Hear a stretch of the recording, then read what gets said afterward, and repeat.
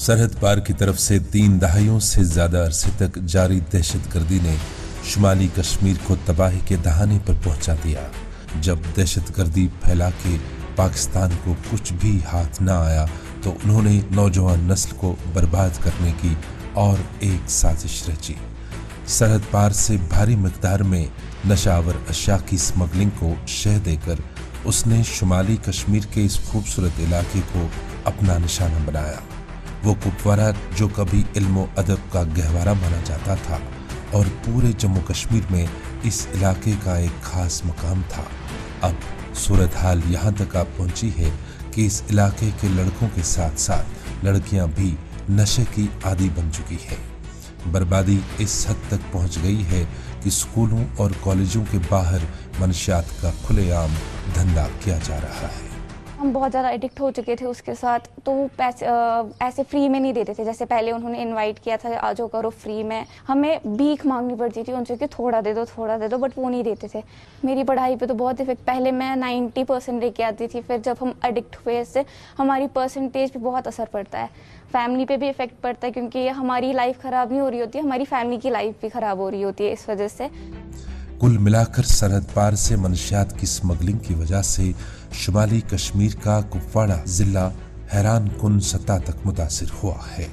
आप देखो कुपवाड़ा का रेशियो देख लो कि ड्रग्स जो है ना मतलब आम होते जा रहे हैं हर जगह पे। देखो मतलब स्कूल में भी आजकल ड्रग्स आम होते जा रहे हैं, मतलब स्कूल की बात छोड़ो आप, मतलब हर जगह आजकल कोई वो मतलब जगह बची ही नहीं है जहाँ पे मतलब ड्रग्स ना हो। मनशियात की फरोख्त मकामी आबादी के लिए भी एक बड़ी तशवीशनाक अजियत का बाइस बनी हुई है, क्योंकि गुज़श्ता चंद सालों में जिला भर में मुतादिद नौजवान मनशियात की ज़्यादा मिकदार से मर रहे हैं। मुझे 5 साल हो गए इस ड्रग में फंसे हुए। वो कोई नशा नहीं है जो मैंने नहीं किया है। अब मैं इस नशे को छोड़ना चाहता था, क्योंकि इसने मेरी पूरी ज़िंदगी ख़राब कर दी, मेरी हालत पूरी ख़राब कर दी। लेकिन मुझे पता नहीं था मतलब इसको कैसे छोड़ा जा सकता है, कैसे इसको अवॉइड किया जा सकता है। पिछले 5 साल से मैं इस नशे में मुब्तला हूँ। मैं छोड़ना चाहता था इस नशे को, छोड़ नहीं पाता। तेजी से फैलती इस नशे की वबा ने वालिदैन को अपने बच्चों खुसूसन नौ उम्रों के बारे में खौफजदा किया हुआ है। जहाँ तक कुपवारा का ताल्लुक है कि यहाँ पर हमें देखने में आया है कि अक्सर जो पेरेंट्स हैं वो इतने सेंसिटिव और इतने विजिलेंट नहीं हैं, अपने बच्चों पर इतनी उनकी नज़र नहीं रहती है, जिसकी वजह से ये बच्चे जो हैं ये फौरी तौर जो है इसके ये विक्टिमाइज होते हैं। जिला कुपवाड़ा के लोग मनशियात से पाक मुआशरा देखना चाहते हैं और इस लानत के खात्मे के लिए कानून नाफिज करने वाले इदारों के साथ ताउन कर रहे हैं। पुलिस की तरफ से मजमूई तौर पर 100 से ज़ायद मुकदमात अब तक दर्ज किए जा चुके हैं, जबकि गिरफ्तार किए गए अफराद के कब्जे से हेरोइन, ब्राउन शुगर और चरस समेत भारी मिकदार में ममनुआ अशिया जब्त की गई हैं।